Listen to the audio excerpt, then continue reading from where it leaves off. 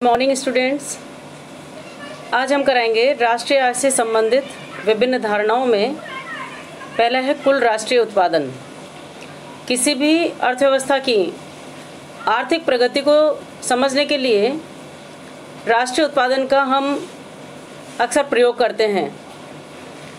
किसी देश का कुल राष्ट्रीय उत्पादन एक वर्ष की अवधि में चालू उत्पादन के आधार पर बाजार मूल्य पर उत्पादित वस्तुओं और सेवाओं का माप कहलाता है, जिसे मुद्रा में व्यक्त किया जाता है।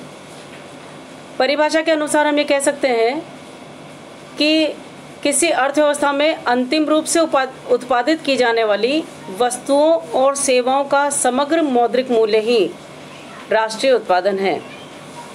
इससे पहले भी बताया जा चुका था कि राष्ट्रीय आय को हम या राष्ट्रीय उत्पादन दोनों का मतलब सेम है, राष्ट्रीय आय या राष्ट्रीय उत्पादन।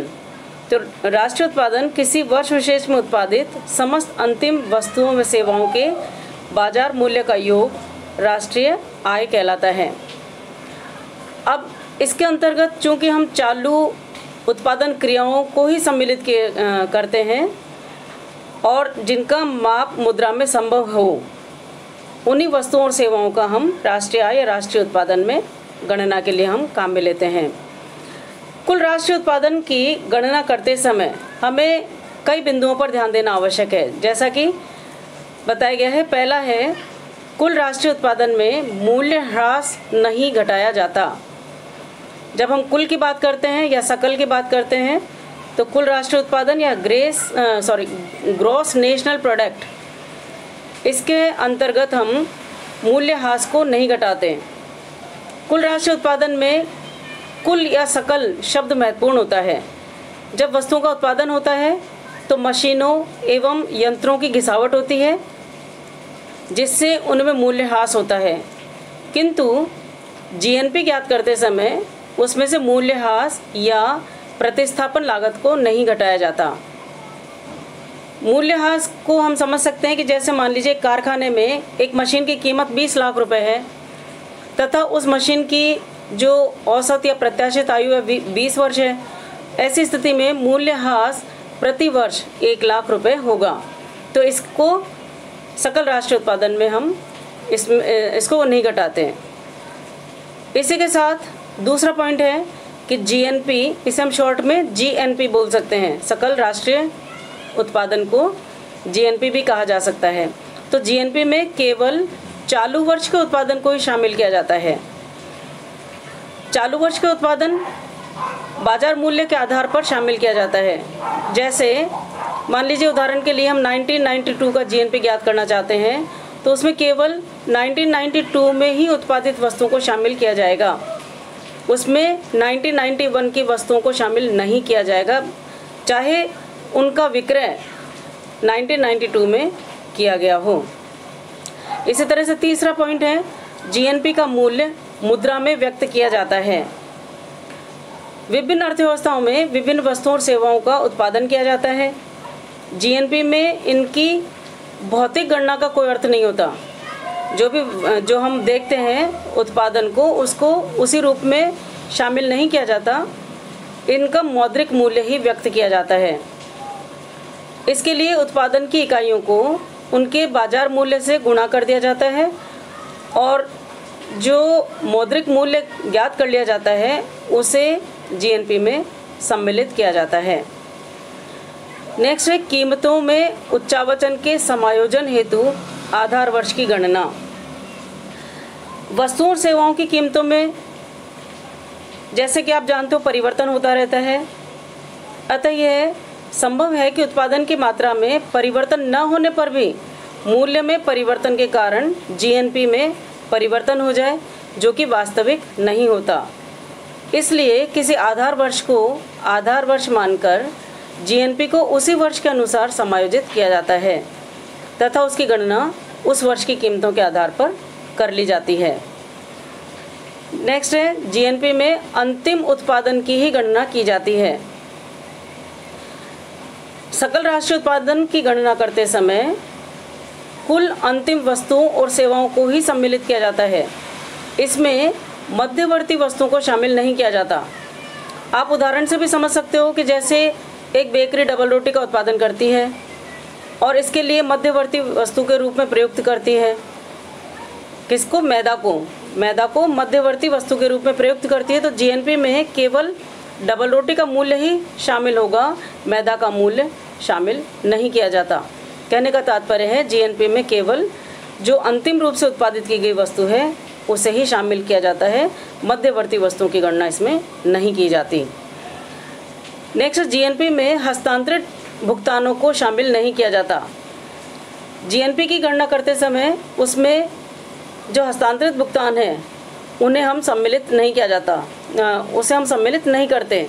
जैसे उदाहरण के लिए बेरोजगारी भत्ता है, वृद्धावस्था पेंशन है, अनुदान राशि है, इन सबको जीएनपी में शामिल नहीं किया जाता, क्योंकि इनके बदले जो प्राप्तकर्ताओं द्वारा कोई सेवा प्रदान नहीं की जाती है और न ही इससे राष्ट्रीय उत्पादन में कोई वृद्धि होती है, इसलिए हस्तांतरण भुगतानों को जीएनपी में शामिल नहीं करते। नेक्स्ट है, निःशुल्क वस्तुओं और सेवाओं को जीएनपी में शामिल नहीं किया जाता। ऐसी वस्तुएं या सेवाएं जिन्हें निःशुल्क प्रदान की जाती हैं उन्हें हम सकल राष्ट्रीय उत्पादन में सम्मिलित नहीं करते। जैसे है कोई टीचर है, वो अपने बच्चे को घर पर पढ़ाता है तो उसे जीएनपी में शामिल नहीं किया जाएगा, और इस प्रकार की ऐसी सेवाओं का मौद्रिक मूल्य ज्ञात करना संभव नहीं होता, इस कारण उसे जीएनपी में सम्मिलित नहीं करते। क्योंकि पहले बताया जा चुका है कि ऐसी सेवाएं या ऐसी वस्तुएं जिनका मौद्रिक मूल्य प्राप्त किया जाता है उन्हें ही हम जीएनपी में शामिल कर सकते हैं। इसी तरह से गैर कानूनी ढंग से जो आय प्राप्त करते हैं उन्हें भी जीएनपी में शामिल हम नहीं करते। ऐसी वस्तुएं जिनका क्रय विक्रय, तस्करी या कालाबाजारी के आधार पर किया जाता है उन्हें हम जीएनपी में 2 कारणों से सम्मिलित नहीं करते। पहला तो है ये ज्ञात करना ही कठिन है कि जो चालू वर्ष है उसमें उनका कितना उत्पादन किया गया है, और दूसरा ऐसे अधिकांश वस्तुएं देश में निर्मित न होकर विदेशों में निर्मित होती हैं और उनकी तस्करी की जाती है। तो इन ऐसी वस्तुओं को जो गैर कानूनी रूप से प्राप्त होती हैं उन्हें हम जीएनपी में शामिल नहीं करते। तो सकल राष्ट्रीय उत्पादन में आपने जाना कि हम किन वस्तुओं को या सेवाओं को उनका मौद्रिक मूल्य ज्ञात करके हम जीएनपी में शामिल करेंगे और किन्हें हम जीएनपी में शामिल नहीं करते। तो जीएनपी की गणना करते समय हमें इन बातों का मुख्य रूप से ध्यान रखना चाहिए। इसी के साथ ही जो अवधारणा है वो है दूसरी अवधारणा, कुल घरेलू उत्पादन। किसी देश में एक वर्ष की अवधि में जितनी भी वस्तुओं और सेवाओं का उत्पादन किया जाता है उनके मौद्रिक मूल्य को ही कुल घरेलू उत्पादन कहते हैं। इससे तात्पर्य है कि किसी देश की भौगोलिक सीमा के अंतर्गत जो भी उत्पादन हुआ है वस्तुओं और सेवाओं का, उन्हें हम बाजार मूल्य से गुणा करते हैं और जो गुणनफल प्राप्त होता है वह सकल घरेलू उत्पादन या ग्रॉस डोमेस्टिक प्रोडक्शन या प्रोडक्ट कहा जाता है। इसके अंदर हम विदेशों से प्राप्त आय को सम्मिलित नहीं करते, क्योंकि यदि हम राष्ट्रीय उत्पादन की गणना करते हैं जीएनपी, जिसे हम कहते हैं जीएनपी, तो जीएनपी में से यदि हम विदेशों से प्राप्त आय को घटा दें तो जो बचेगा वह सकल घरेलू उत्पादन हमें प्राप्त होगा।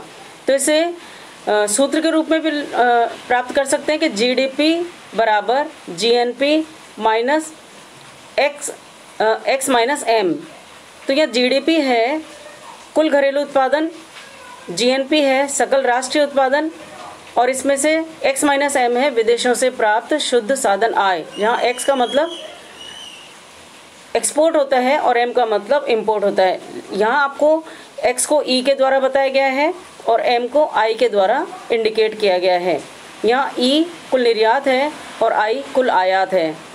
तो निर्यातों में से आयात घटा देंगे तो जो शुद्ध बचेगा उसे हम जीएनपी में से घटा देंगे और जो प्राप्त होगा वह सकल घरेलू उत्पादन हमें प्राप्त होगा। तो कुल घरेलू उत्पादन इसे 2 प्रकार से ज्ञात किया जा सकता है।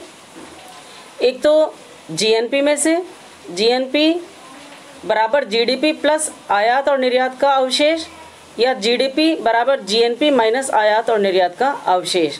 अगर घरेलू उत्पादन है उसमें विदेशों से प्राप्त शुद्ध साधन आय को जोड़ देंगे तो सकल राष्ट्रीय उत्पादन बन जाएगा। इसी प्रकार से सकल घरेलू उत्पादन में हम विदेशों से प्राप्त शुद्ध साधन आय जोड़ देंगे तो यह सकल राष्ट्रीय उत्पादन प्राप्त हो जाएगा।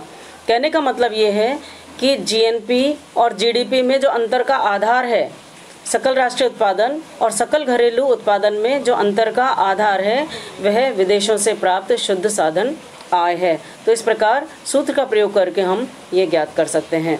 तो आज आपने जाना सकल राष्ट्रीय उत्पादन और सकल घरेलू उत्पादन, जीएनपी और जीडीपी। धन्यवाद।